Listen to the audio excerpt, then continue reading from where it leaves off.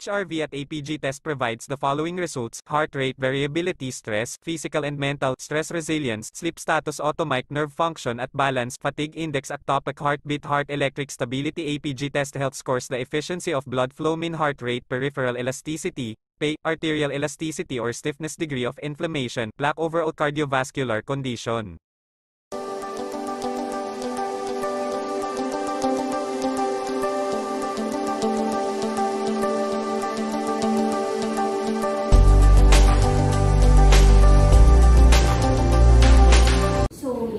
Yan po yung mga benefits na yan. So, it's 98 to 102% accurate, and at the same time, it has the certification, FDA, at iba't iba pa po mga approval po, no? So, ito, pinapakita lang dito, how does this machine measure yung stress and ANS function, no? So, yan, binimeasure po yung distance niya in milliseconds.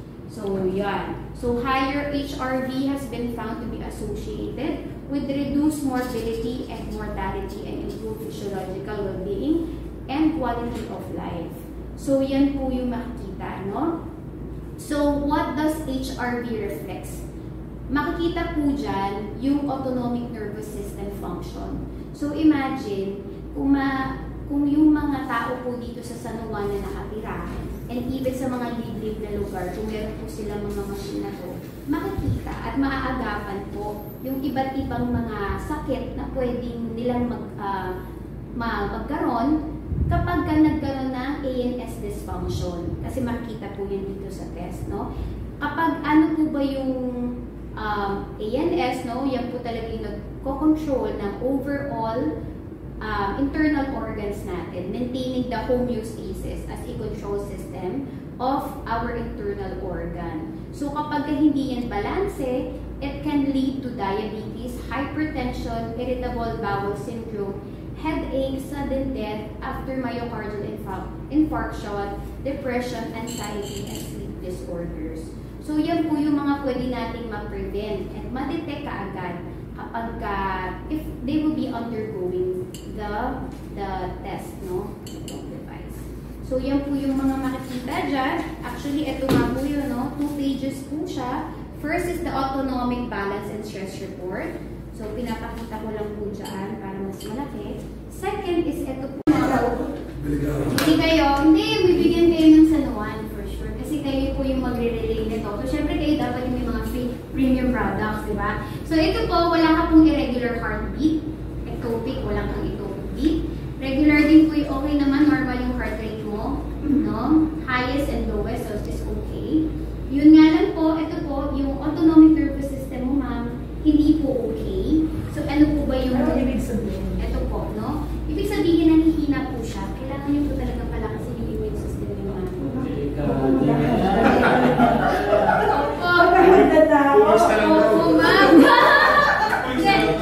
Kasi po, ayun o, ito nga po diniscuss ko kanina, yung ANS po has to do with yung regulation po ng homeostasis po, di ba, ng internal organs.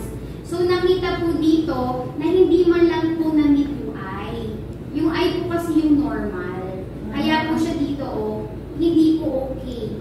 So, kailangan nyo po talaga mag-inom ng kayani. Kasi po, eto madam, oh, yung pansin mo to, ma'am, kapag ka kasi very bad ka ngayon, pero balance, ibig sabihin, hindi pa chronic yung, ano mo, yung case. Pero yung sa'yo po kasi, ma'am, unbalance. Kailangan po talaga natin gawin balance po para maging balance para yung height? Yes. Makikita niyo po yan dito, magre-reflect po yun na balance. Siguro, baka kaya din siya nag-shoot up kasi kinabahan ka ngayon. Pwedeng gano'n. Walang kabato. Ay, hindi mo ba kinakabahan? So, tapos ito po number natin, yung VSF po, this one has to do with hormones. Ma'am, hindi po okay din yung hormones. Yes. No? Natanggalan na rin ako ng ano. Ano yun? Oh yeah, that's one. Total hysterectomy. Kaya kailangan yung, kasi ma'am, delikado po yun pag hindi po na-regulate yung hormones. Pag nagkaroon po tayo ng sakit, mahirap po. Lalo na pag kayo CA. Yung mitochondria po kasi natin, yung nata-damage. Tanggalan na ako ng ano. Pero, we have the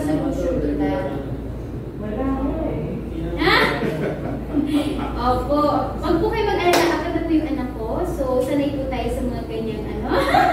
Yes. Yung low frequency, nakita ko po dito na nakaka-rest ka. Nakaka-sleep ka. Tama po. Nakaka-sleep ka.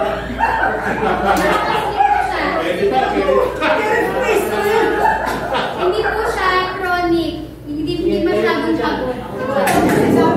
Pero ito po, yung high frequency naman, ibig sabihin, hindi, wala pong chronic stress sa organs mo.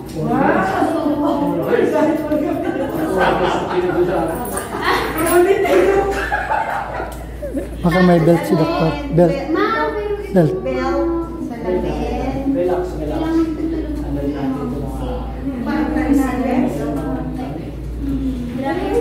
May mental stress is too bad.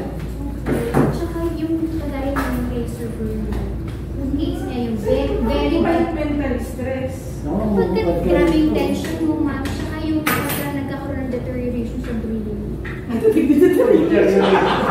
Kapag parinig yung medical Direct pati po yung cellphone.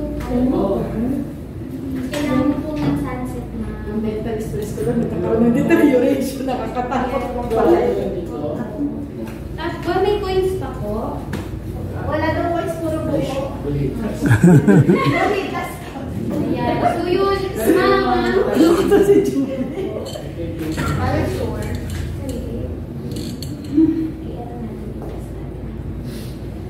Alvin, next ka na.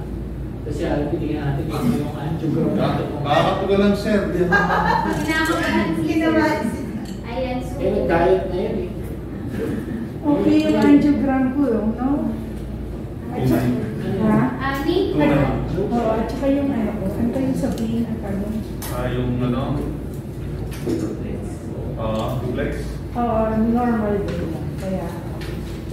Pero ano, medyo varicose. Yung gusto mo, malalaman dito kung makakapuno ka pa daw. Kaya ako ng third day ko.